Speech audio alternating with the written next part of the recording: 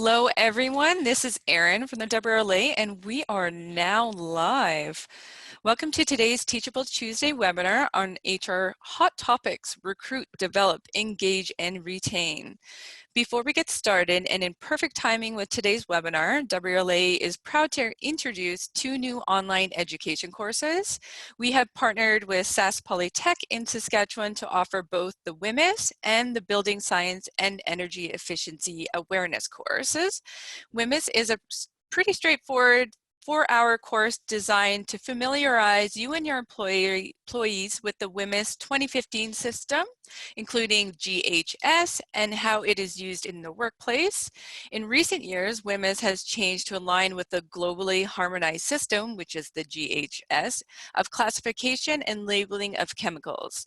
GHS is used worldwide by many Canada's global trading partners, including the United States.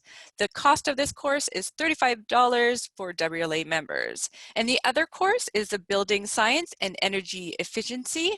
It is designed for anyone who is in the building design, construction, and management and who wants a better understanding of how buildings work. It will provide a solid ground in the fundamentals of building science, from air movement and moisture management to energy efficient windows and doors. It will give you it will get you up to speed on National Building Code requirements for new buildings, additions, and major alterations. The cost of this course is $350 for WRLA members. If you're interested in more information for either of these courses, please email me at erinl@wrla.org. Okay, so now on to business. Let's talk human resources. As mentioned, I am Erin and I am your Member Services and Solutions Manager, and with me is Jessica, who is our Trade Show and Events Manager.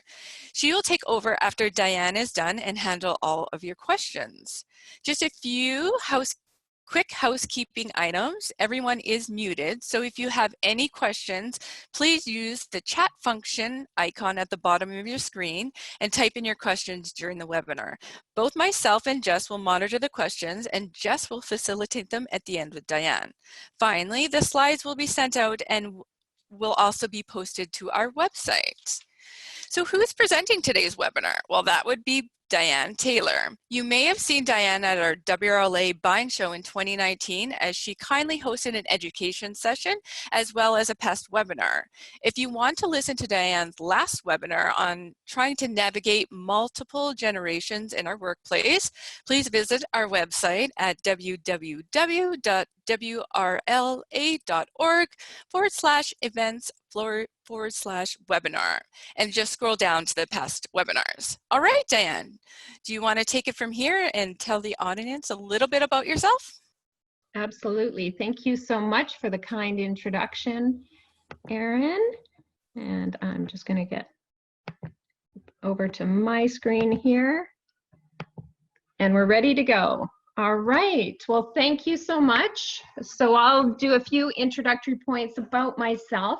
I'm Diane Taylor, the principal of Glow Leadership Incorporated, and I'm a leadership development facilitator, HR strategy consultant, and speaker. So this year marks my 25-year career in human resources, and prior to starting Glow Leadership in 2013, I worked in the corporate world as an HR professional in the nonprofit, automotive, high-tech, and retail industries. My retail experience is in the lumber and building materials industry, so I feel very connected to WRLA and its members. I was really fortunate in 2012 to end my corporate career with what I call the cherry on top, and that was being chosen as a finalist for the HR Professional of the Year award. So what do? I work with business leaders and athletes to elevate performance in their organizations and teams. I consult with businesses on strategic people practices, and basically what I do is I help you and your team reach your full potential. And I offer an innovative online leadership development program called Glow Online. So the great thing about Glow Online is that it is COVID friendly. It's online learning. Learners receive 16 modules and 1 per week. So this leadership development program can be completed in less than 6 months, even with vacation time, even with high season business. It's really great because it provides no interruption to your business, and it supports retention, engagement, and succession. The high quality creative modules not only level up your leadership skills, but they provide an experience that elevates your mindset. So it's like no other offering on the marketplace today. So today we're going to be talking about people practices, HR, and now is sort of the perfect time. We are a few weeks away from September. And September is traditionally the month when we refocus. It's back to school, so we've been trained for many years to refocus and tighten up things and make things better. So it's perfect timing that we will cover some HR practices. We're going to start at the beginning with recruitment, go to onboard and develop, talk about engage and retain, and then we'll finalize with discipline and terminate. And then, like Erin mentioned, we'll go to a Q&A. So if you have a specific people challenge in your company, all that I would ask is that you leave the name out if it's regarding one person. Put that in the chat box. You can put that in the chat box at any time during the webinar, and Jessica will facilitate the questions at the end. So I'd love to help you today with your specific questions. Okay, so recruitment. So Jack Welch says that getting the right people in the right jobs is more important than developing a strategy. And I completely agree. The way I say it is the right bums in the right seats is the #1 strategy for business success. If you want to build a winning team, and when I say winning team, I mean a fully engaged, growing, developing, increasing your revenues, making your customers happy. It's critical that you have the right bums in the right seats. So not too long ago, and perhaps in some places still in the world, you might hear something like, just get me someone with a pulse. We are currently in the war on talent. And why are we in the war on talent is because the baby boomer generation is starting to leave our workforce. So we do have people coming into the workforce. We have the last generation now coming in, Gen Z, coming into the workforce. However, there's not as many of them to replace the baby boomers. So we're already in the war on talent. So your opportunity to attract the best and brightest is more difficult now. So you really need to have a strategy. So 3 things that I want to just talk to you real quickly about in terms of your recruitment strategy are you using Indeed.com? It is definitely the #1 place for recruitment nowadays. Do you have a compelling job post, and what is that? And do you have an employee referral program? Oops, sorry. So Indeed.com is a site that you can log on and get a free recruitment portal basically at your fingertips. How it works is they want you to sponsor your job so that more people will see it. So it's up to you whether you want to pay so that your job can get out in front of more people. If you are very conscious about your recruitment budget, all you have to do is repost your job every week and it will stay at the top of the algorithm and opt not to post. That's sort of a little backhand trick for you. But anyone nowadays looking for a job is on Indeed.com. So it's an important part of your recruitment strategy. You definitely want to be there. The old days of waiting for people to bring in resumes and then when you have a job, you go through the resumes, those people will be gone to new jobs if you wait. So #2 is having a compelling job post. So when it was an employer market, when there was tons of people to choose from, you could just throw up an ad that said, hiring, these are the qualifications that we require and apply here. that is not the way it is anymore, because the honest truth is that a job candidate in the job market has choices, more choices than ever before. So how are you going to attract their interest and get their buy-in so that they'll be interested in you?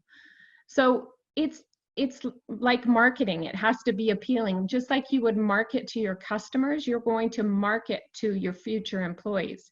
What is your differentiator? Why would someone want to work with you as opposed to someone else?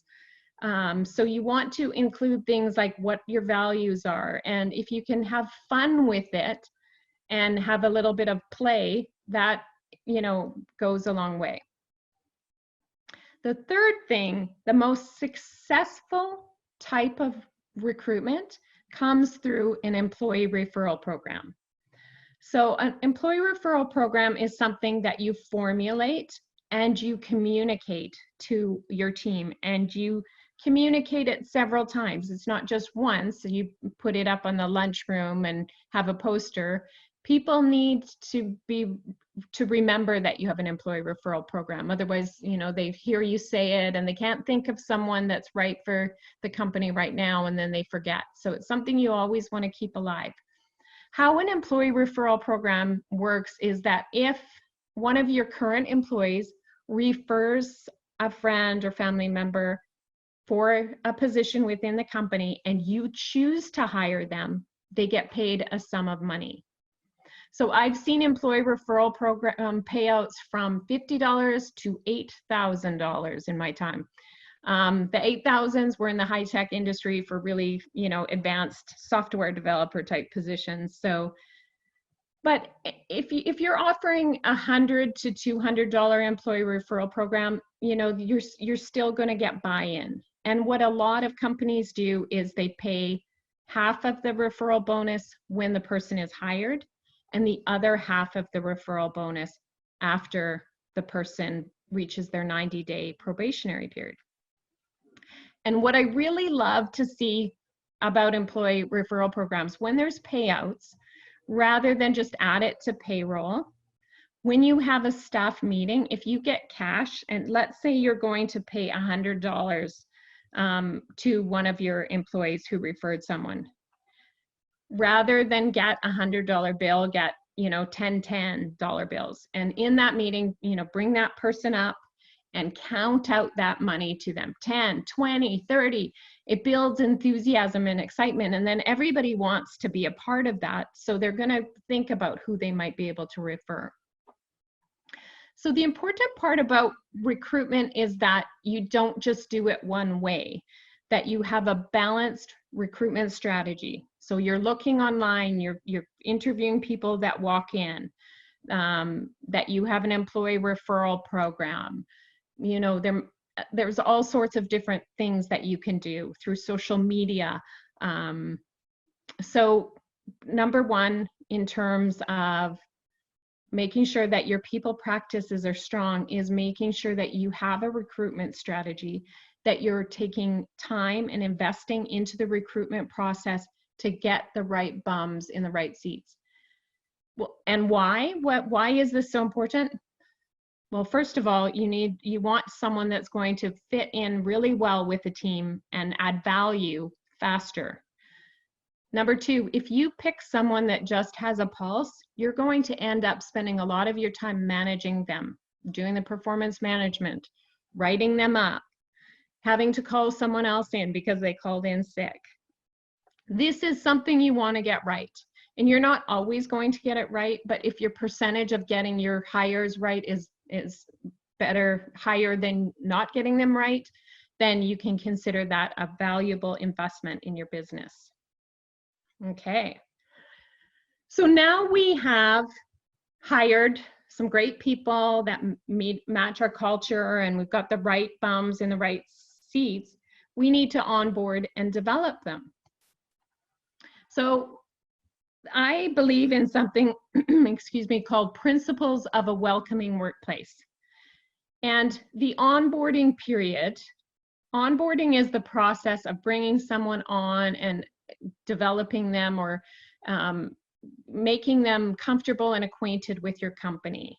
It's not a one-day process. It's actually a 90-day process, and it begins on the day you give them an offer of employment. So what is your process when you offer someone a job? What do you phone them and then send them an employment agreement following that? What do you say in that conversation that will make them feel really excited that they're coming to work with you, that they know they can make a difference? So the principles of a welcoming workplace really happen starting at the job offer. And then it goes for the first 90 days.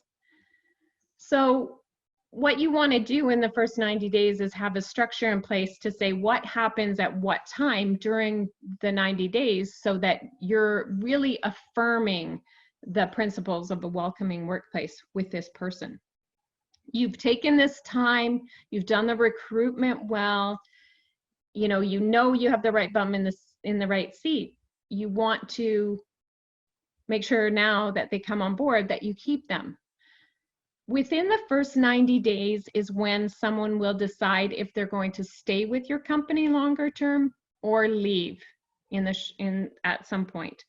They might not leave in the 90 days. They may leave in 3 years, in 5 years, but their decision will be made in the first 90 days. So this is a critical time for long-term engagement and retention.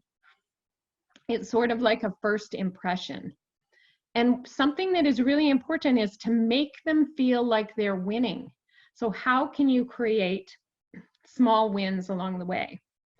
So a lot of you have very complex businesses with millions of SKUs. It's not like working in, a Lululemon store where they have, I don't know how many SKUs, but way less than your business. So a person comes in to work for you, it can feel very overwhelming. And people go through this process when they start a new job, even the ones that have been working before, where they forget what it's like to start a new job.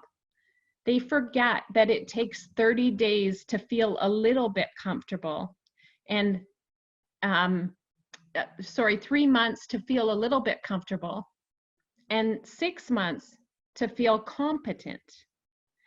So if you can, talk to them about that and say, you're doing great, it's going to take 3 months, so that they don't have these internal expectations of, this doesn't feel good to me. I feel like I'm not, learning fast enough. I'm not contributing, and I feel lesser than, and therefore maybe this isn't the right fit for me.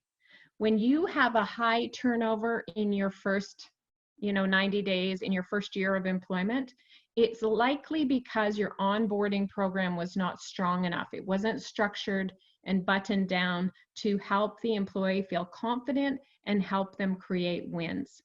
So you want to break down your training. You want them to know in the first day, all you need to learn is where the bathroom is, how we greet a customer, and who our customers typically are.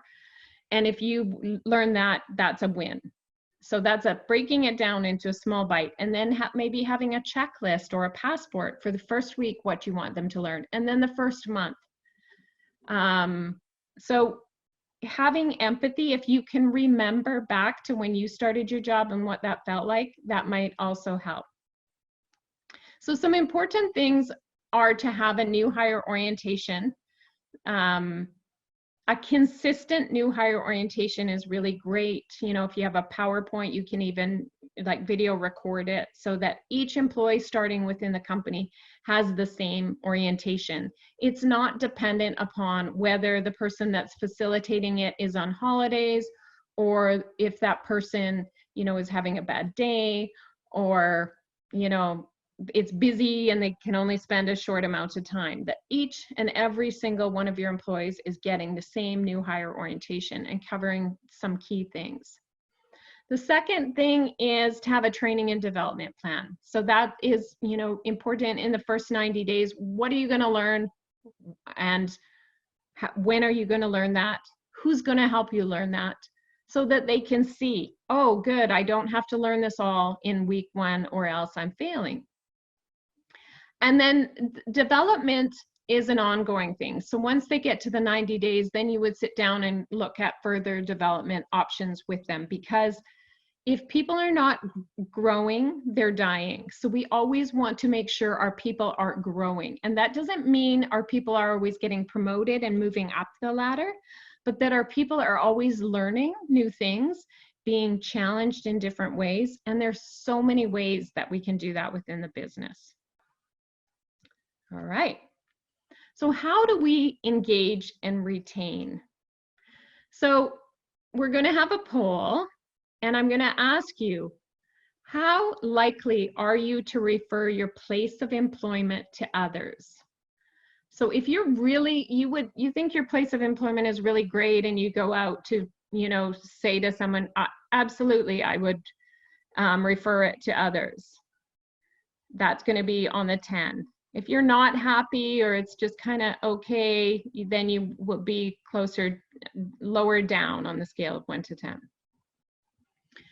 So I'm asking you one question, and in this one question, I can tell your level of engagement. So I have worked in my career with large agencies that, cost tens of thousands of dollars to do an employee opinion survey to see how engaged the employees are. And a lot of, businesses don't want to earmark investment dollars at that rate to do something. So one way you can find out how engaged your employees are by asking this simple question. So you can see here that we have, this is no surprise, that we have the highest is highly engaged. So if you are an 8 or above, that means that you're engaged, and we have 10 people in the highly engaged. That is absolutely fantastic. And it's interesting that you would come to a webinar like today. You're engaged, you're learning, maybe your employer encouraged you to go to a webinar, to continue learning, to continue growing, because that is a key piece of your engagement. So it's not surprising to me. We have one person that is a 5 to 7, maybe I would refer it. That could be because, they might not think that their friends are the right fit, or that could be that they might be just having a little bit of a low time in their career. All of us as human beings go through highs and lows in our careers. It's a common thing. When you're in a feeling like you're not really certain, the best way that you can move forward to engage yourself is to start learning. How can I develop myself? What's something new that I can learn? What would light me on fire? And you'll get back into that 8 or above. So I will share the results with you now. Sorry, I thought I was. So you can see we have 10 in the highly engaged and 1 in the 5 to 7. Okay. Thank you guys that participated.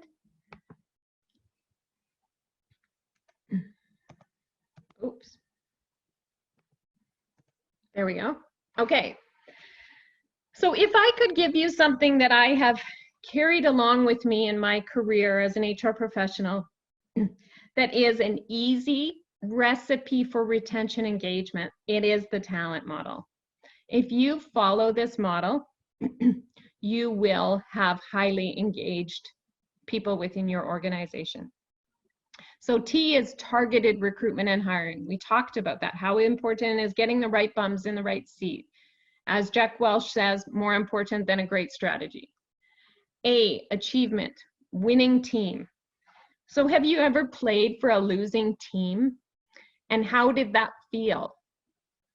Did you want to get out of bed early to stop at Tim Hortons and get donuts for the team on the way to practice? Probably not. Did you consider calling sick? That's the feeling of losing. It's not an up feeling. It's not a motivational feeling. So in order to have an engaged team, we have to have our employees feel like they're winning.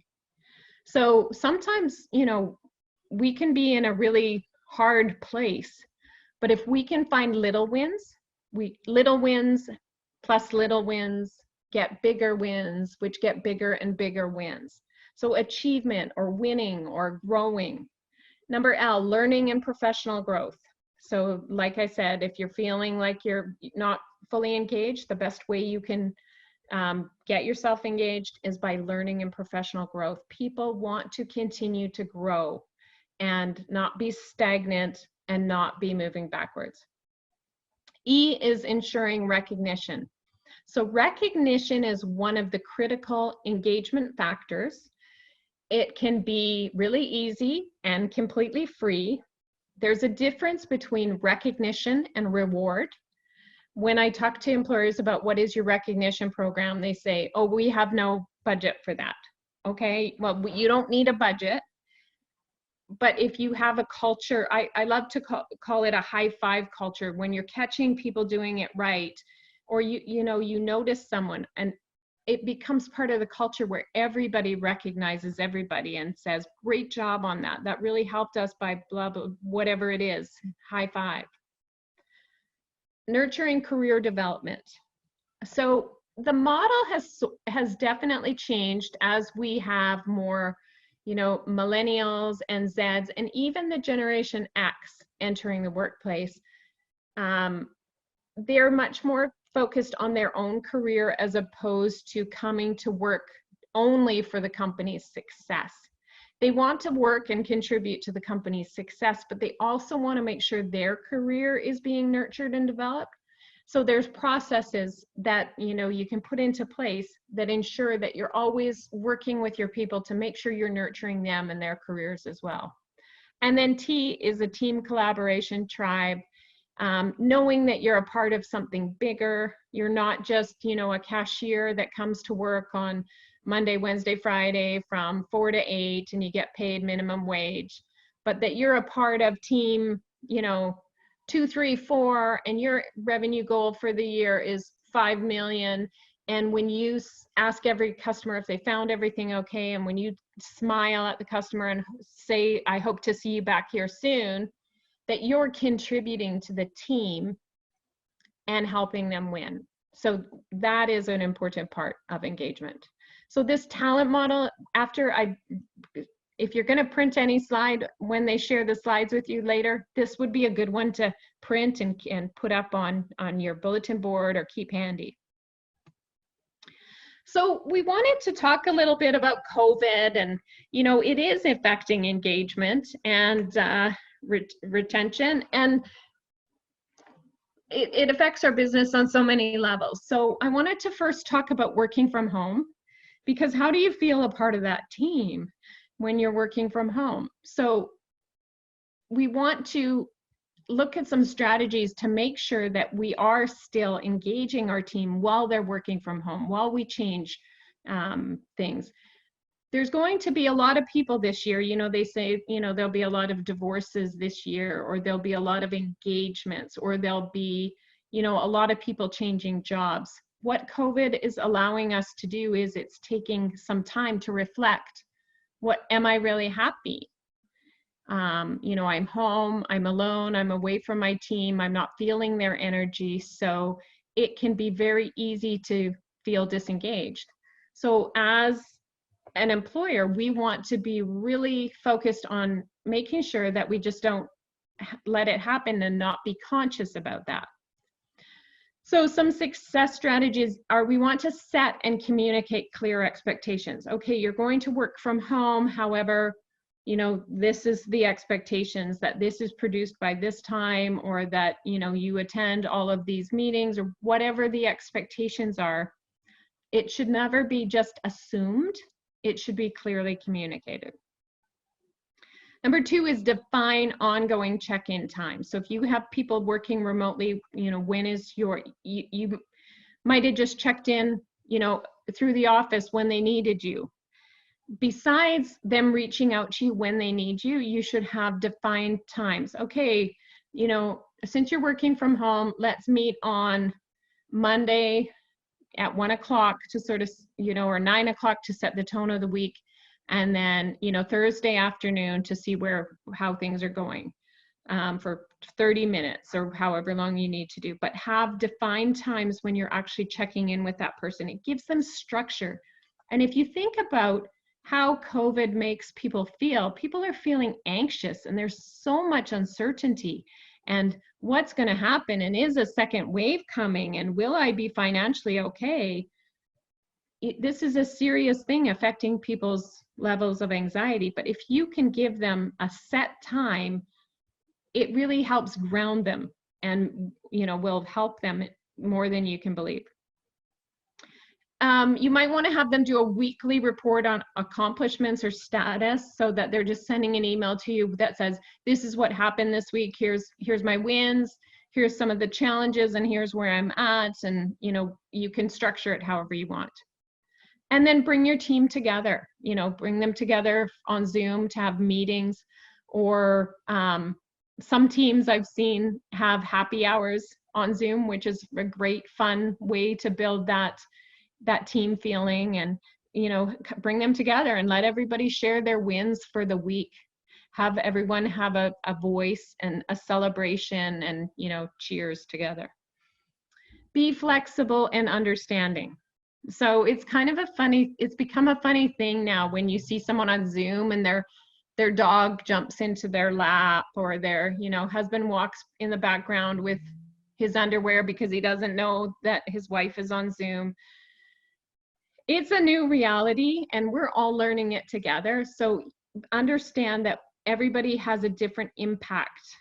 Those that have families have extra challenges. Those who are single have extra challenges because they're alone. Everybody has extra challenges and is in a unique situation. So we need to be flexible and understanding. And then you can think about what development opportunities will keep them focused and positive. So how can they still develop while they're working at home? Can they learn about vendors by going to, their website? Some of the vendors have training on their websites that's really good. What opportunities does WRLA have? They're doing such great work in terms of their, opportunities to grow and learn. Figure out some of these things, because that will be a really great thing to keep them engaged and focused. And then when they return to work, some of you have never left the workplace. You're essential service, you've never left. Some of you have left and returned to work. Some of you may do that again. Some of you may not have returned. Everybody's in a different situation. But when people are returning, communication is key. What standard communication do you need to give to everybody? And what does that need to include? So we need to communicate, okay, it's time to come back to work. How are we going to ensure that you're going to be safe while you're at work? What practices are we going to implement? Are we going to close the lunchroom or have a maximum number of people in the lunchroom at a time? Are we going to have, protocols for hand washing at certain parts, every 2 hours or whatever it is? You want to communicate, because it's a change. So people feel, again, uncertain and they feel anxious. Is it going to be safe for me to go to work? So communication and structure around what it's going to look like. How are you going to keep them safe? What to do if you are sick. The worst case scenario is an employer that doesn't communicate what to do if you're sick, and an employee assumes that if they don't go to work, they won't get paid, and they really need that paycheck. So they go to work with COVID and they infect everybody, and then you have to close your business because you have COVID outbreak in your business. So now is a time to be a little bit more generous with sick time. Really sit down and think through that, because there could be some really negative consequences bigger than allowing a little bit more time away. And it's basically like a re-onboarding period when everybody's returning back. So what things can you think about? it won't be just business as usual. There's a reorientation kind of process. So how can you welcome people back and make them feel safe and make them feel productive? And like I said, understand that every single employee situation is unique. So you need to be talking to your employees more than ever and listening to your employees more than ever. So those are some things in terms of engagement in our current time of COVID. So discipline and terminate, something we never feel comfortable with, never that we want to do, but is really important to protect your team and your business. So progressive discipline is intended to reform behavior. What tends to happen is an employee will, let's use absenteeism as an example, or tardiness, I mean, as an example, because it's one of the common ones we deal with. Employee shows up to work 10 minutes late, and we just brush it off because everybody shows up to late occasionally, and you know, we don't know what happened, and it's not a pattern, so we're not going to make a big deal out of it, so we don't say anything. And then what happens is it's sort of saying, well, that was okay. We're not really uptight about time and your start time. So you want to address the behavior quickly. You want to say to that employee, hey, I noticed you were 10 minutes late. Is everything okay?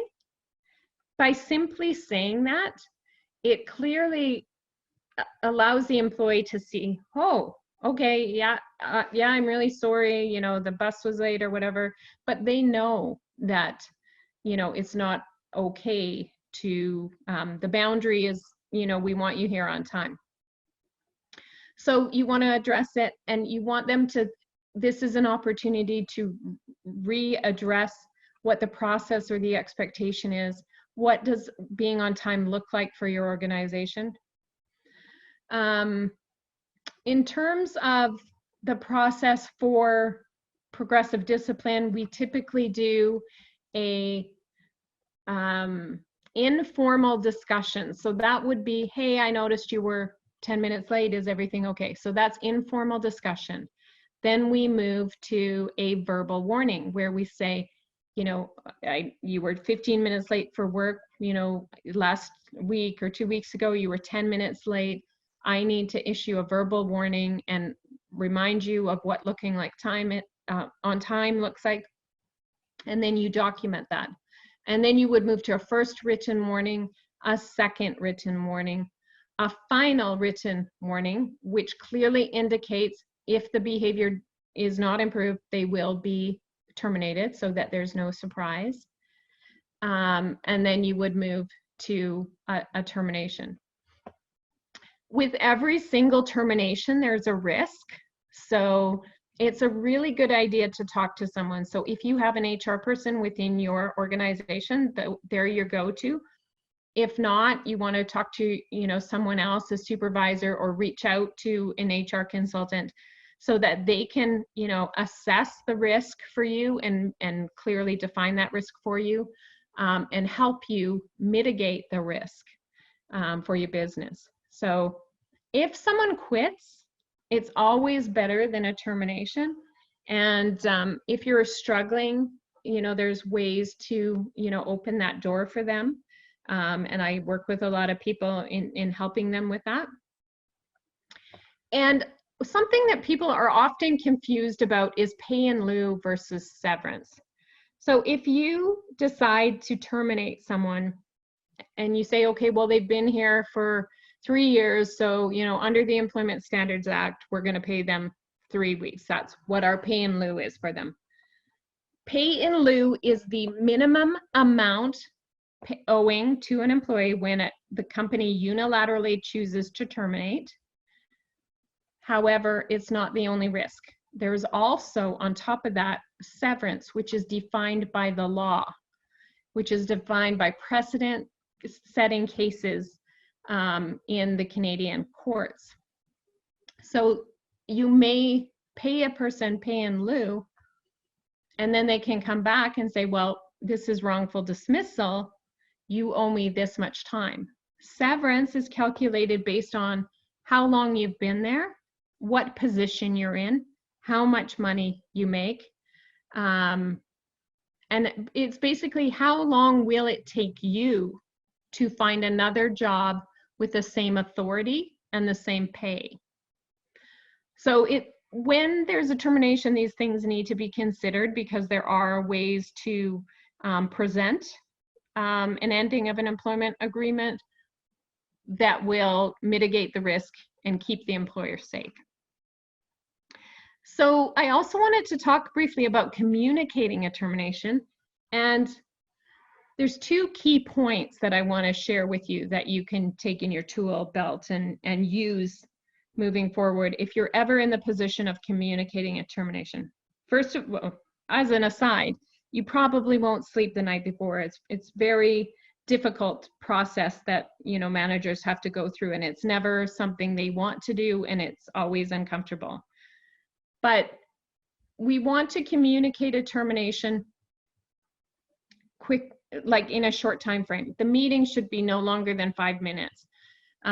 It's not a discussion of all the details. You know, you're going in there, you're delivering the message, and if the person, you know, is asking questions, you just want to say the decision is final. You know, if you want to reach out in a week, and if there's anything that we missed, let us know. Understand that when the person finds out that they're being terminated, they go into shock. So anything you say after that, they're not going to hear anyway. But they also could move down out of shock in the change curve to anger very quickly. And so we want to, in order for them to maintain their dignity, we want to communicate and move them on their way home faster, so that if they have anger or sadness or any other response, that it's at home and not in front of others, so that they can maintain their dignity. That's one point about communicating a termination, is the time frame. The second piece is the words that you use are very important. So you're not going to say the Donald Trump, "You're fired," and you're not even going to say you're being terminated today. The best way to communicate is, you know, based on, you know, what's happened over the last time and what we've been talking about, we've come to a decision that we need to end the employment relationship. So effective today, we'll be doing that. So you're going to end the employment relationship. Those words come across significantly different than, "So we're terminating your employment." There's an energy or charge in terminating your employment or you're fired versus "we're ending the employment relationship." First of all, we don't want to make someone feel worse than they probably already feel. And second of all, we want to mitigate our loss. So we have to be careful about the words that we choose. So that's how you can protect your team and protect your business. Also, one other point about protecting your team is, one of the biggest mistakes employers make is they are afraid to go through a termination process. So they just keep the employee and hope that they will get better, hope the situation will improve. However, hope is not a strategy. If someone is not performing and the employer is allowing that to go on, that disengages all of the others around them. So you need to, you know, deal with the bad apples and go through the discipline process. Hopefully you can reform them really quickly. If not, you're headed down a path so that they can be removed from the team and your team can be strong. So we have reached our time for questions. So what challenges can I assist you with? What questions can I answer for you? That was great, Diane. This is Jess here. So Erin's monitoring the chat function. So I just wanted to remind everybody that's participating today that you can use the chat function to post a question. Erin and I are monitoring it.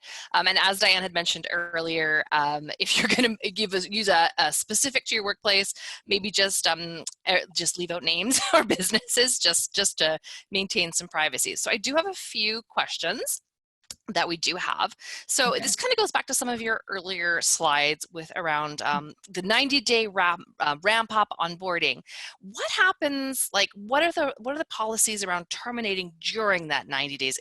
Are employers safe to do that, or is it a similar procedure?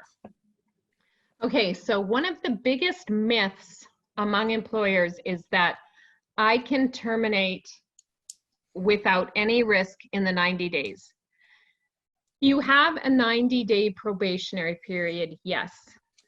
And if you are going through first of all, you should never, a termination should never come as a surprise. So even when you've determined, you know, at 60 days, this person is not going to be a fit, we're going to need to move them out before 90 days. There needs to be communication to them so that when the termination conversation happens, it's, you know, last month we talked about this, and as we haven't seen what we wanted to see in the time since then, so we've made the decision to part ways in the probationary period. So number one, there should always be a conversation. It should never come as a surprise. Surprises and ending of employment are really mean danger, high risk. The other thing that you need to consider is the Human Rights Code. So you're safe under the employment standards, you're safe under the law, but you still have to consider the human rights risk. I see. So if you have an employee that starts and then, you know, 2 months into their employment advise you that they're pregnant and you terminate, you have a serious human rights risk on your hands. Mm-hmm. And the average penalty, I think, in terms of human rights, is around $22,000. It can be serious. So every single termination you want to do right and consider the risk before moving ahead so you can protect yourself. That's great. No, it's good. And to dispel that myth, I think is good to do that up front. Right. So we do have a question from somebody participating. The question is, how do you recommend creating an internal recruitment process? Okay, so that I think what you mean, first of all, internal to external would be the employee referral program, but internal recruitment, like if you're going to go, if your organization is committed to promoting within or advertising positions within to fill a position within the company from somebody that already works in the company. Yes, she's clarifying that was hiring from within for positions. Okay, yes, yeah. Okay, good. So what you want to do is you want to have a clearly defined process and follow it each and every time. So it's, you know, any time that there's going to be an opening within the company, how are you going to communicate that to people? Is that, you know, if you want to, it's a great engagement practice to say that you hire and promote from within. And when you announce promotions from within, people are engaged. So you want to clearly define the process. So posting an internal position comes available. It's going to be posted. A lot of times the reality is you're going to want to tap people that you know that you want for that position. You know they have the skills, and that's okay too. You can tap people and say, hey, I think you might be right for this. Why don't you go through the application process? So when there's an internal position, how do they apply for that position? And how are they considered? You know, they should still go through an interview process to make sure, because a lot of times we think, oh, that person's really good. That person's the best forklift driver we have. We're going to promote them to yard manager. And they're terrible yard manager. That happens a lot. So we want them to go through the same process, that, you know, as some form of an internal process. So you're going to define, how do you communicate? How do they apply? And then there always needs to be a consistent process so that it's fair and consistent. It's really important to be fair and consistent. And then what do you do when someone applies internally and doesn't get the position? Mm-hmm. Because if someone is raising their hand for an internal position, that's probably, you know, that's a keen person, and we want to, even if they're not ready, we want to retain them. And if we don't give them feedback about why they weren't selected and what they can do to move forward, like next time, if this position comes available next time, we want to see, that your percentage of blah, blah, blah sales is at this, or that, you've taken some leadership development because we're just not confident that you're ready to step into a leadership role or whatever. We need to have, and those are hard conversations, but we need to have the courage to do that, because we're going to benefit in the end. So I guess the short answer to the long thing is have clearly defined processes of how things occur.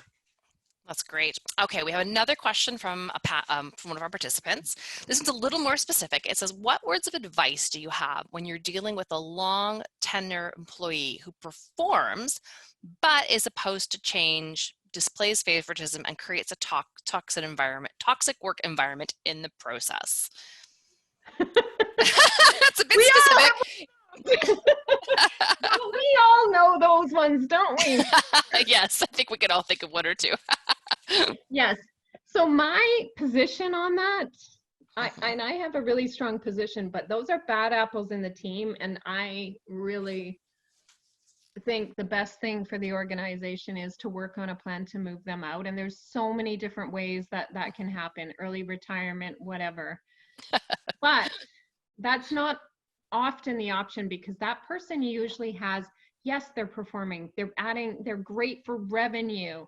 They have great relationships. They're really nice to their group of customers, just not their teammates, right? Right. I think a sit down with someone in a senior position with them to define the expectations. We value your contribution to the team. However, our culture requires, one of our values for our culture is team. And, the reality is some of the things or some of the ways you behave, some of your behaviors, not who you are, but your behaviors, don't make people feel comfortable. So I need a commitment from you that you're going to, try to practice more kindness with the team, that you will try to support. You have so much knowledge, and it could be really beneficial if you, took someone under your wing. And so this is best coming from a more senior person, you believe? Yes. Yeah. Yes. And if a senior person realizes that they have someone in their organization, they should be proactive about having that conversation, because it does impact the rest of the team. And if the team, we want that winning feeling, that achievement feeling. If there's some cranky person in the work environment that's, just, building revenue, it's affecting everybody. Yes. And we do need to manage that. And again, that's one of those courageous conversations where the manager doesn't want to do it because they think the person's going to say, well, fine, I'm out of here. Well, that's going to happen one day anyway. So what are you going to do when it does? Maybe it's time to start, looking at succession, and how are you going to build that succession? I like that, courageous conversations. That's a great takeaway word to have. All right, so we have another question here, and it's to do with absenteeism. Yeah. Any tips on dealing with when it's mental health issues that are causing the absenteeism? Okay. Yes, this is definitely a challenging one. So the first thing you want to do is, sit down with them and say, it's required for the position that you have good attendance. So I understand that you're having challenges, and do you feel fit to be here? Does your doctor want you to be here? Because a lot of the times being at work and being productive can help someone with mental illness challenges. We want to fully support you. However, we still have a business to run. And when you're not here, it has an impact on the team. So, that means that, we're scrambling and everybody has to work harder, and they get burnt out. And I know you don't want to have that impact. So what are some strategies that you can think of that will help you come to work and help you feel better? So if they understand that it is a requirement of their role to come to work on a regular basis and not have, after the whatever many sick days that are allotted, and if it starts to go into further, then we start to have some serious discussions about what is acceptable, what isn't. Now, there is a duty to accommodate because it's an illness, right? And if they've come forward and told you they have a mental illness, we have a duty to accommodate. However, we also have a clause that says, to the point of undue hardship. Oh. So a lot of cases like that, if someone's working 5 days a week and they're missing a lot, we might want to talk to them about, we want to have a collaborative conversation and be very curious of how can we fix this? How will this work for both of us? Would you consider working 3 days a week? Would it be easier for you to come and be a part of the team only 3 days a week? So we want to be very thorough in trying to solve and accommodate the situation. Mm-hmm. And we going wanted, back to, you said earlier, documentation's probably key too, right? Yeah, exactly. We want to document, what the dates were, what conversations we had, what was the response to the conversation. Because if we're ever going to pull the undue hardship card, we need to be very well documented so that we can mitigate the risk. So anyone that's in a situation like that, you want to talk to a professional. You want to talk to someone like myself or to an employment lawyer. You don't want to make any quick, hard, or fast decisions. I know it's extremely frustrating, but this is a situation where you need to cool your jets and do a little bit of a dance, because the dance is going to, keep you safe. And, the hope is that you're going to figure out a solution that works for that person so that they can actually come and have their work heal them, be part of their, positive healing. Yeah. Oh, I like that. That's really Yeah. good. So we have another question, just to sort of to switch directions a little bit. This is actually a really interesting one. So one of our participants has said they've currently had some poor Indeed reviews due to a few disgruntled employees. What do you suggest they could do to improve these reviews, or a strategy to get better ones in the future? I didn't actually realize you could review companies on it. That shows how little I know. Yes. Yes, you can review everybody these days, Okay. your doctor and everything. Yes. Okay. So the best thing that you can do is be an awesome employer so people aren't disgruntled. But, that doesn't always happen. You're not going to be able to make everybody happen. In a situation where there's been a few bad reviews, it's like Google reviews in your business, right? You, if you know who the person is, you could reach out to them and say, we're really sad to see that, you had such a bad experience, and, is there anything that we can do to help resolve that, and have you change your review or take your review down, because, it does impact us. And, I know that you really love the people here, and I know you don't want to, cause them harm. And, so we do need to, continue to hire. That's one approach.